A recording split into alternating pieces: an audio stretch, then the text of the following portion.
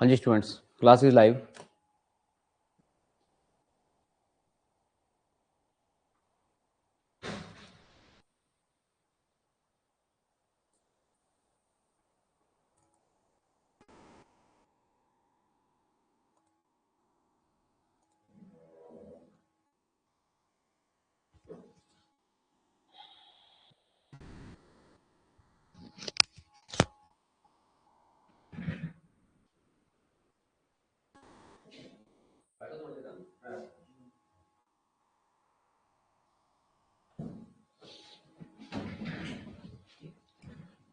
हाँ जी स्टूडेंट्स,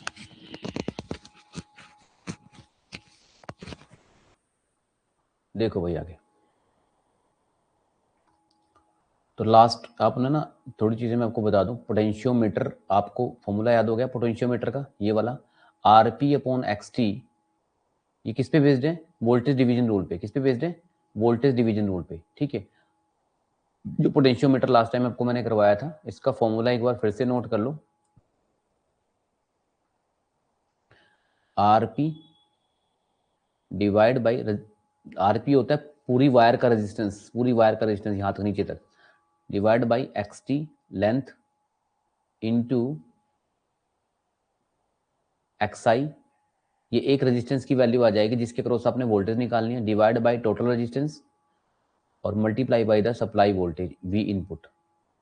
तो ये एक फॉर्मूला था किसका? पोटेंशियोमीटर का, जो आपको मैंने कराया था। वोल्टेज यहाँ प्रोपोर्शनल आ रही है डिस्टेंस के। ठीक है जी, आई होप आप पॉइंट समझ रहे होंगे। ठीक है, ये करवा दिए, लास्ट क्लास देख ली होगी आपने।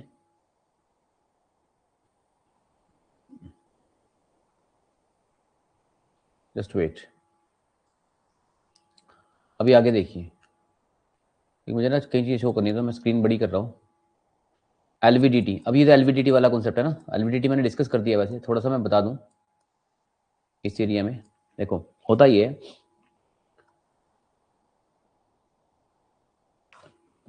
जब हम मेजरमेंट ऑफ डिस्प्लेसमेंट की बात करते हैं, किसकी बात करते हैं? मेजरमेंट ऑफ डिस्प्लेसमेंट की। तो अगर आपने मेजरमेंट करनी है, किसकी मेजरमेंट करनी है आपको? किसकी? डिस्प्लेसमेंट की। किसकी? Displacement, measurement of displacement. Displacement एक तरह का डिस्टेंस होता है। ठीक है, तो इसके लिए हमारे पास कौन कौन से डिवाइस हैं आपको पता होना चाहिए। हम बात कर सकते हैं यहाँ पोटेंशियोमीटर की। किसकी? पोटेंशियोमीटर की। ऑलरेडी करवा दिया आपको। सेकंड है आपका linear variable differential transformer. Linear variable differential transformer, अब इसके बारे में बताऊंगा, हालांकि बता चुका हूं।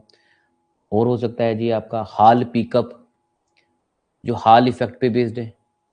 हॉल पिकअप, हॉल पिकअप भी बोलते हैं इसको, हॉल इफेक्ट पे बेस्ड है। ठीक है जी, ये कुछ ऐसे जो किस पे, ये हॉल पिकअप किस पे बेस्ड है? हॉल इफेक्ट पे। किस पे बेस्ड है? Hall effect. कुछ बच्चों को पता होगा जिन्हें क्लास लगाई होगी, हॉल इफेक्ट पे बेस्ड है। किस पे based? Hall effect. LVDT transformer working principle, mutual induction. क्या प्रिंसिपल था इसका? Mutual induction. आउटपुट लीनियर रहती है इसलिए लीनियर वेरिएबल बोला इसको। पोटेंशियोमीटर का बेसिक कॉन्सेप्ट वैसे देखा जाए तो वीडीआर है, voltage division rule, VDR rule. ठीक है जी, क्लियर है यहाँ तक? तो ये तो मेजरमेंट ऑफ डिस्प्लेसमेंट की बात हो गई। ठीक है, अब आगे देखिए। थोड़ा एलवीडीटी में बता दिया था मैंने आपको। एलवीडीटी का फुल फॉर्म याद रखना, एलवीडीटी का फुल फॉर्म याद रखना पेपर के हिसाब से। लीनियर वेरिएबल डिफरेंशियल ट्रांसफॉर्मर होता ये है। यहाँ पर देखो, ये तो मैंने एक्चुअल सर्किटरी दिखाई है। तो अगर पेपर में पूछे कितनी प्राइमरी होती है, यहाँ पर एक प्राइमरी होती है। सेकेंडरी कितनी होती है? एक, दो। तो एक प्राइमरी होती है, दो सेकेंडरी होती है। ये क्वेश्चन बोल रहा हूँ सीधा सीधा। Full form linear variable displacement transformer भी बोलते हैं। डिस्प्लेसमेंट की जगह डिफरेंशियल भी लिखा होता है। ओके, प्राइमरी कितनी होती है? देखो प्राइमरी अभी भी बोल रहा हूँ एक है। यहाँ सेकेंडरी दो पार्ट में डिवाइड कर दी, एक पार्ट सेकेंडरी का ये है और दूसरा पार्ट ये है, दो सेकेंडरी। प्राइमरी जो है सिंगल और सेकेंडरी डबल। अब ये भी पूछा है पेपर में, जो सेकेंडरी जुड़ी होती है, सेकेंडरी आपके कनेक्शन होते हैं आपस में, वो कौन सी कनेक्शन होता है? कौन सा कनेक्शन है सेकेंडरी में? कौन सेकेंडरी जो वाइंडिंग है, देखो सेकेंडरी अभी तो आपस में कनेक्ट नहीं की ना।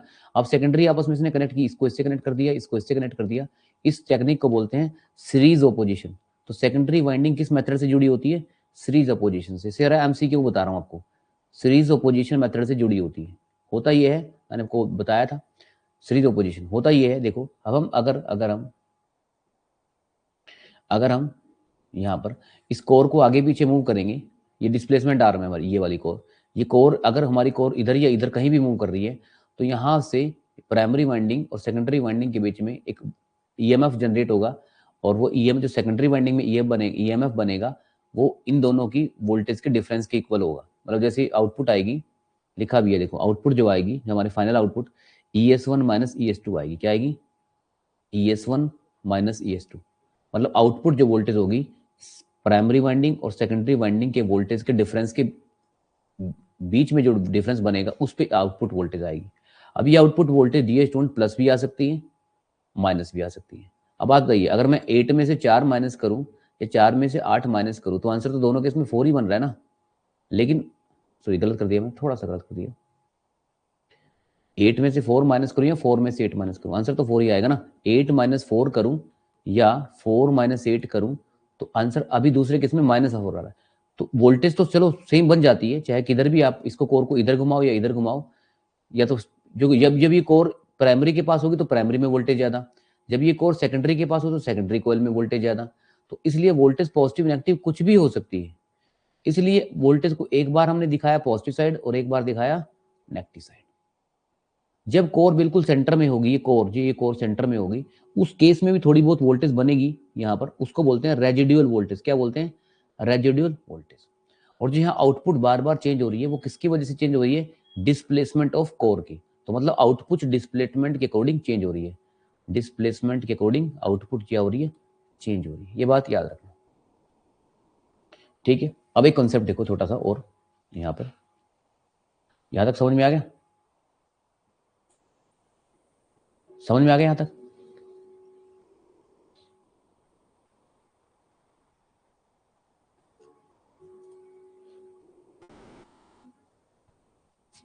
यहां तक कोई दिक्कत? एक बच्चे ने मुझसे पूछा था, सर एलवीडीटी प्राइमरी ट्रांसड्यूसर में आता है कि सेकेंडरी ट्रांसड्यूसर में आता है?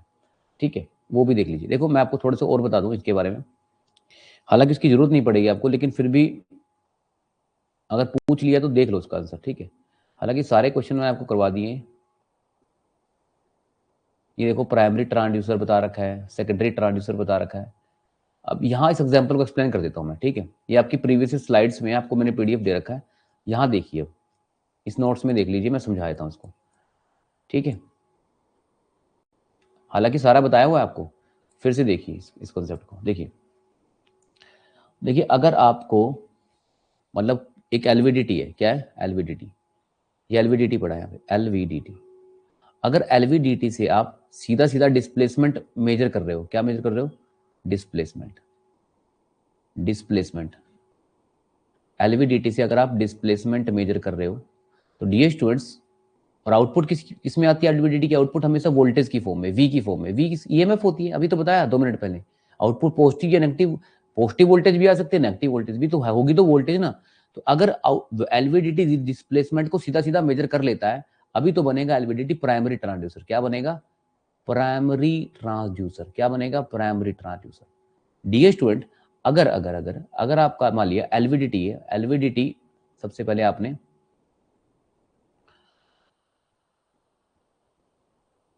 इस तरह से एक डिवाइस लिया, मतलब आपने यहाँ प्रेशर क्वांटिटी ले ली, प्रेशर मेजर करना चाह रहे हो, मतलब आप प्रेशर को मेजर करना चाह रहे हो, तो प्रेशर को मेजर करने के लिए आपने सबसे पहले बार्डोन ट्यूब प्रेशर मेजर करती है, बताया था ना मैंने, बार्डोन ट्यूब।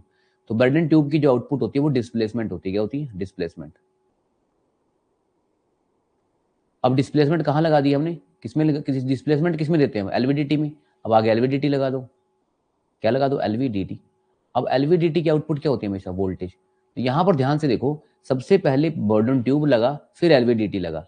अब एलवीडीटी क्या बन गया? Secondary transducer. क्या बन गया? हालांकि मैंने ऑलरेडी बताया भी है, सेकेंडरी ट्रांसड्यूसर। तो ये डिपेंड करता है, अगर सीधा सीधा डिस्प्लेसमेंट को मेजर कर रहा है तो ये फिर प्राइमरी है। अगर पहले कोई और डिवाइस लग गया, जैसे बर्डन ट्यूब ने प्रेशर को पहले डिस्प्लेसमेंट बनाया, डिस्प्लेसमेंट को फिर वोल्टेज बनाई, फिर अब एलवीडीटी क्या बन गया? Secondary transducer. यस और नो लिख दो, समझ में आया हो तो, ठीक है।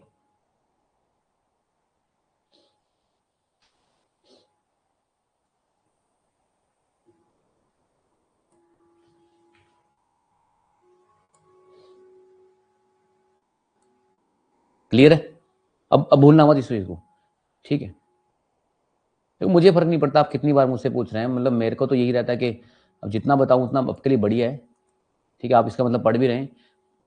अगर एलवीडीटी को आपने बर्डन ट्यूब लगाई फिर सेकेंडरी एलवीडीटी बन गया, देखो बर्डन ट्यूब पहले लगाई फिर एलवीडीटी लगाया, तो अभी एलवीडीटी क्या बन गया? बर्डन ट्यूब के साथ एलवीडीटी क्या बन रहा है? सेकेंडरी ट्रांसड्यूसर बन गया, ठीक है? अगर आप सीधा सीधा डिस्प्लेसमेंट मेजर कर लेते हैं तो फिर प्राइमरी ट्रांसड्यूसर बन जाता। तो बर्डन ट्यूब, अब बर्डन ट्यूब क्या बन गई आपकी? क्या बन गई? प्राइमरी। और एलवीडीटी क्या बन गया? अगर बर्डन ट्यूब के साथ लगाते हो सेकेंडरी। ठीक है स्टूडेंट्स, आई होप ये एक्टिव पैसिव का तो पता ही होगा आपको। एक्टिव पैसिव ट्रांसड्यूसर क्या होते हैं? अरे पता है कि नहीं पता? एक्टिव ट्रांसड्यूसर, क्योंकि मैं इस पेज पे आऊँ तो रिवीजन देख लेता हूँ कुछ पॉइंट। एक्टिव ट्रांसड्यूसर जो जिनको कोई एक्सटर्नल पावर नहीं चाहिए कुछ चलाने के लिए, राइट? एक्टिव ट्रांसड्यूसर को सेल्फ जनरेटिंग बोलते हैं। इनको कोई एक्सटर्नल पावर नहीं चाहिए इनको चलाने के लिए, राइट? एक्सटर्नल पावर रिक्वायरमेंट नहीं होती, सेल्फ जनरेटिंग होते हैं, सेल्फ जनरेटिंग। जबकि हमको जो पैसिव एलिमेंट होते हैं, पैसिव ट्रांसड्यूसर होते हैं, इनको एक्सटर्नल पावर देनी पड़ती है। अगर मैं यहाँ पर भी कुछ पॉइंट दूं आपको, यहाँ पे ले लो, यहाँ पे भी कुछ पॉइंट दूं मैं आपको, जैसे एक्टिव ट्रांसड्यूसर के एग्जांपल आप लो, याद होगा आपको क्या क्या होते हैं? फोटोवोल्टेइक सेल होती है, photovoltaic cell, piezo electric transducer होते हैं, थर्मोकपल होते हैं। ये सीधा सीधा जैसे आपने देखा होगा जो सोलर पैनल लगे होते हैं उन पे सन एनर्जी आती है, सन एनर्जी उन पे कन्वर्ट सीधा सीधा किस में कन्वर्ट हो जाती है? इलेक्ट्रिकल एनर्जी में कन्वर्ट हो जाती है ना? अच्छा, तो ये था स्टूडेंट्स इसकी स्टोरी। ये कंसेप्ट क्लियर हो गया आपको? तो अभी अभी आज मैंने आपको ये भी चीजें बता दी। अच्छा एक चीज और देख लो, लगे हाथ, एक चीज और देख लो। अगर आपको ना सिर्फ सेंटीमीटर में रेंज मेजर करनी है, किसमें? सेंटीमीटर में, तो पोटेंशियोमीटर बेस्ट है, ठीक है? अगर आपको मिलीमीटर्स में रेंज, मिलीमीटर डिस्टेंस, मिलीमीटर में रेंज मेजर करनी है तो मिलीमीटर, स्मॉल, सेंटीमीटर से छोटा होता है मिलीमीटर, तो एलवीडीटी बेस्ट है। और अगर आपको बहुत स्मॉल लेंथ मेजर करनी है माइक्रोमीटर्स में, माइक्रोमीटर्स में, किसमें? माइक्रोमीटर्स में। माइक्रो कितना होता है? 10⁻⁶। बहुत छोट लेंथ मेजर करनी है तो फिर हॉल पिकअप डिवाइस बढ़िया होते हैं, बेस्ट होते हैं, ठीक है? क्लियर है जी? ठीक है, तो ये सारा बता दिए। इस पोर्शन को आप नोट अच्छे से नोट कर लेना। पोटेंशियोमीटर हो गया, यहाँ पे एलवीडीटी हो गया, और भी पॉइंट नोट करो यहाँ पे जल्दी से, सारा बता दिया। अब और पॉइंट भी नोट कर सकते हो आप।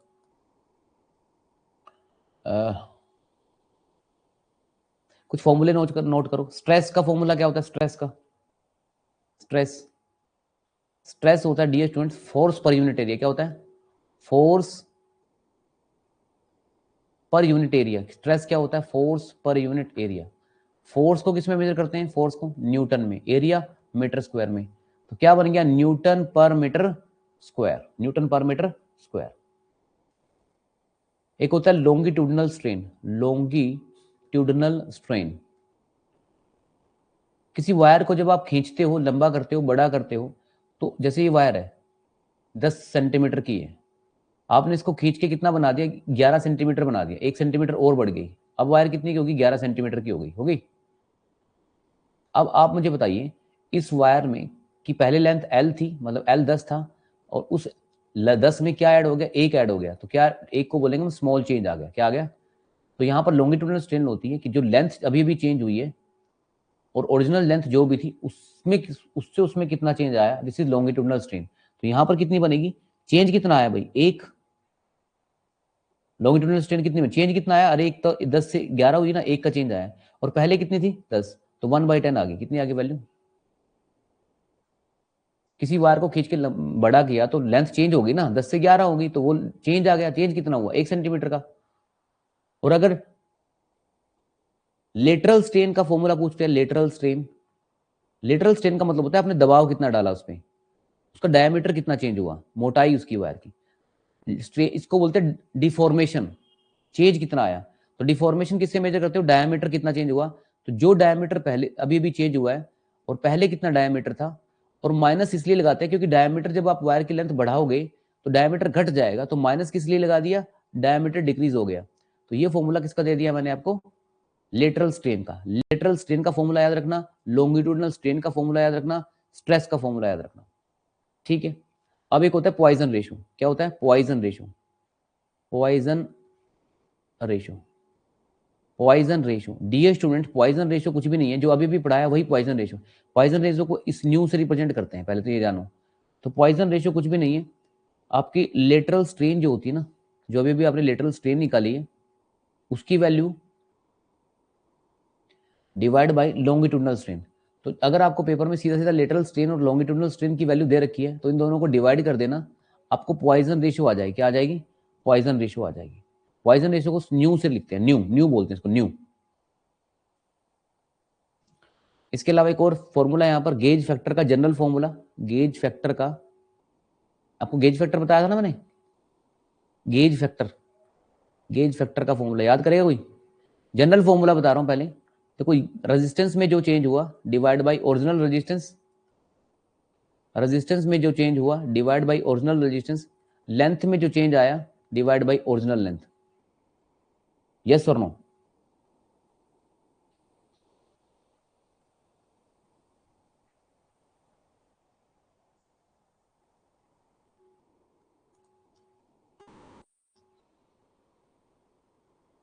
ठीक है जी। अगर आप चाहो तो यहां पर मैं और भी बता सकता हूं आपको, जो एग्जाम पॉइंट ऑफ व्यू से इंपॉर्टेंट हो सकती है। देखिए, आप यहां पर जो गेज फैक्टर होता है, गेज फैक्टर जो होता है, मेटल का जो गेज फैक्टर होता है,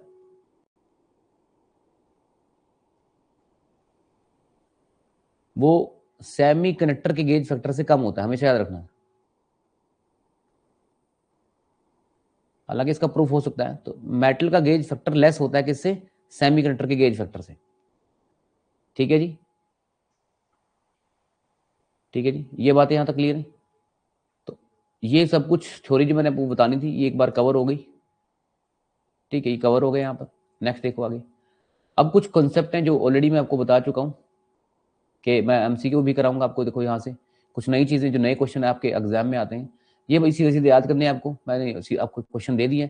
most suitable pressure gauge measurement, जो लो प्रेशर को मेजर करे उसको स्ट्रेन गेज तो बिल्कुल नहीं हो सकता, मैकलोड गेज नहीं हो सकता, बैरोमीटर एटमोस्फियर प्रेशर मेजर करता है। पिरानी गेज, तो डिटेल में लिख दिया, पिरानी गेज। पिरानी गेज हमारी लो प्रेशर मेजरमेंट के लिए काम आता है। ठीक है, ये डिटेल दे दी इसकी। ठीक है, नेक्स्ट क्वेश्चन। अगर आपको देखो, अलग अलग प्रेशर की रेंज होती है, और प्रेशर की रेंज अगर 0 से 30 है, 0 से 30 एमपी है, पास्कल इतनी 30 एम पास्कल है, तो कौन सी आपकी डिवाइस बेस्ट है इसके लिए? कौन सी डिवाइस बेस्ट है? Mercury, bourdon tube, McLeod tube, diaphragm. तो इसके लिए ना सबकी रेंज दे दी मैंने आपको। बार्डोन ट्यूब, ये बार्डोन ट्यूब वही है जो प्रेशर मेजर करके प्राइमरी ट्रांसड्यूसर बन जाती है। तो डियर स्टूडेंट्स देख लीजिए, यहाँ जो बार्डन ट्यूब है, बार्डन ट्यूब है, जो बार्डन ट्यूब है, उसको मैंने रेंज दिखाऊं आपको, बार्डन ट्यूब की रेंज। ये देखिए, बार्डन ट्यूब की जो रेंज है वो 0 से 30 एमपी है कि नहीं है? 0 से 30 एमपी, यही तो पूछा हुआ है। तो ये मर्करी यूफिल्ड मैनोमीटर, मैनोमीटर भी प्रेशर मेजर करता है, पढ़ लेना एक बार। ऑब्वियसली पढ़ना पड़ेगा ना, पेपर में पूछेगा मैनोमीटर क्या काम करता है, प्रेशर मेजर करता है, साफ दिख रहा है। प्रेशर मेजरमेंट की जो डिवाइस है, ये कौन से डिवाइस है? Pressure measuring device. तो एक थ्योरी से ये भी याद हो जाएगा, बार्डोन है, मर्करी फील्ड U2 मैनोमीटर है, आपका मैकलेड गेज है, डायफ्राग्राम है, ये सारे के सारे कौन से हैं dear students? Pressure measurement device है। क्या है? अब ये मत कहना कि नहीं बताया। Bourdon, mercury field, U2 manometer, McLeod gauge, diaphragm, all are the pressure measurement device. इनमें रेंज के हिसाब से कौन सा पूछा हुआ है? बार्डोन ट्यूब वाला पूछा हुआ है। कौन सा पूछा हुआ है? Bourdon tube. I hope you got the point. समझ में आया तो वाई लिखो, समझ में आया तो वाई लिखो।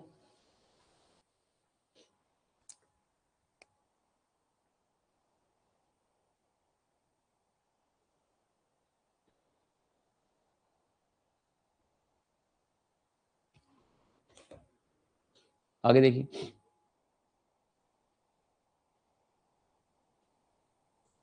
अब स्टूडेंट रोटेशनल जो डिस्प्लेसमेंट होती है, रोटेशनल डिस्प्लेसमेंट होती है, ये किससे मेजर करते हैं? देखो, पायरोमीटर तो टेम्परेचर मेजर करता है।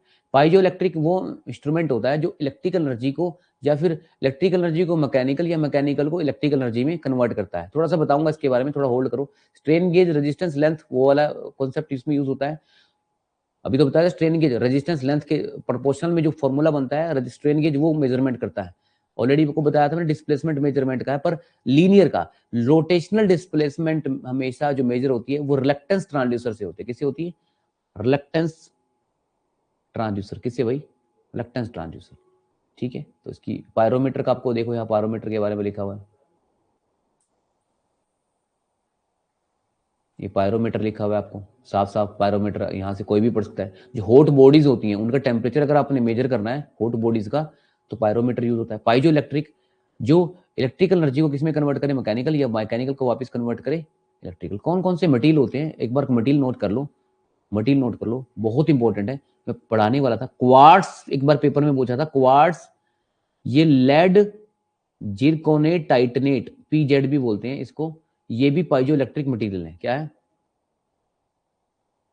स्ट्रेन गेज का तो बता ही दिया। स्ट्रेन गेज डिवाइस यूज होता है, स्ट्रेन जब फोर्स हम अप्लाई करते हैं तो स्ट्रेन पैदा होता है डिवाइस में, length resistance proportional to length में जो चेंज होता है वो आपका स्ट्रेन गेज होता है। ठीक है,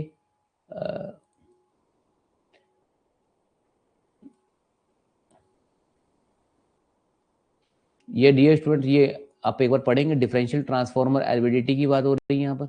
एलवीडीटी के बारे में ऑलरेडी बहुत डिटेल दे चुका हूँ। ठीक है, एलवीडीटी के बारे में, डिफरेंशियल ट्रांसफार्मर एलवीडीटी की बात हो रही है। और क्या प्रिंसिपल एलवीडीटी का? म्यूचुअल इंडक्शन है। क्या है? Mutual induction. तो आपको मेहनत करनी सीखनी पड़ेगी अब, ठीक है, से बात नहीं बनेगी।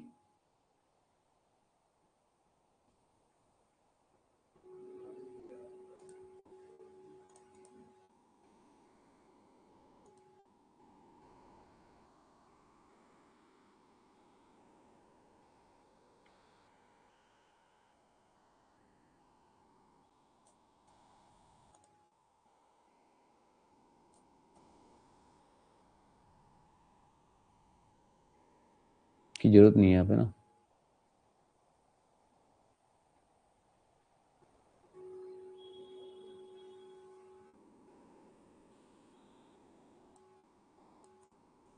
अब स्टूडेंट एक क्वेश्चन पूछेगा पेपर में, वायर गेज किस काम आता है? वायर गेज, जब वायर के हम लेंथ चेंज करते हैं तो उसका डायमीटर भी चेंज होता है। तो डायमीटर को अगर मेजर करना है आपने, डायमीटर को अगर मेजर करना है आपने, तो फिर उसके लिए हम वायर गेज इंस्ट्रूमेंट यूज करते हैं। क्या करते हैं? वायर गेज इंस्ट्रूमेंट यूज करते हैं। ठीक है, तो ये ना इसकी स्टोरी है, मैंने बता दिया आपको, इसका एक्सप्लेनेशन है वायर गेज इंस्ट्रूमेंट।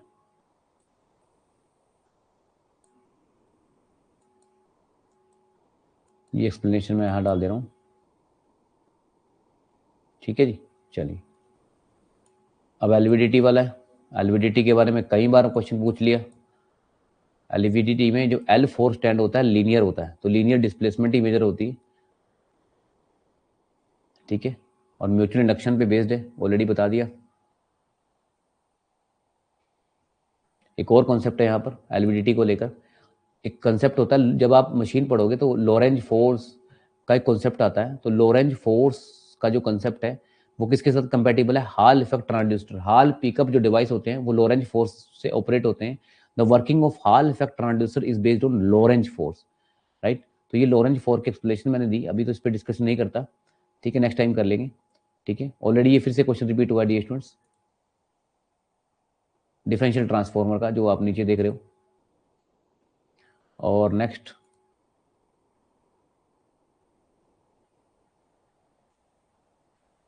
ये क्वेश्चन देखा ध्यान से, which of the following is piezo effect electric effect in crystal? Change in resistance temperature ये नहीं है, चेंज इन फ्रीक्वेंसी टेम्परेचर नहीं, करंट डिवेल्प फोर्स नहीं, वोल्टेज डिवेल्प हो रही है स्ट्रेस देने से, फोर्स लगाने से। अगर फोर्स लगाने से वोल्टेज बन रही है, यही होता है पीजो इलेक्ट्रिक क्रिस्टल। क्या होता है? D option. ये मैंने पूरा बता दिया, एक्स्ट्रा इन्फॉर्मेशन दे दी यहां तक। ठीक है जी, कोई डाउट कोई डिफिकल्टी हो तो बताइए। तो आज जो फॉर्मूले दिए हैं, आज जो चीज़ें बताई हैं, वो सारी चीज़ें नोट कर लेना। ठीक है, कोशिश रहेगी इस हफ्ते 2-3 क्लास और लेकर इस चैप्टर को, मेजरमेंट को हम एंड करें। देखो एंड तो कुछ भी नहीं होता, प्रैक्टिस तो चलती रहेगी, नया सब्जेक्ट शुरू कर लेंगे। ठीक है, कोशिश रहेगी आपको रिदम बना रहे बस हमारा। ठीक है, एग्जाम पॉइंट ऑफ व्यू से। चलिए, तो जो पहले वाली क्लास है वो भी अटेंड अच्छे से करना, रिवाइज करना जो नहीं लगा पाए, और ये वाली भी। ठीक है, आज थोड़ा क्लास इतनी टाइम इतने ही ले पाऊंगा, अब इतने ही रोकेंगे यहाँ तक क्लास को। किसी का कोई डाउट है, कोई डिफिकल्टी है, वो पूछ सकता है। ठीक है जी, कुछ सेटिंग करनी है क्लास की ना, कुछ चीज़ें दिक्कत आ रही है, टेक्निकल इश्यूज आ रहे हैं, वो सॉल्व करने हैं अभी। चलिए।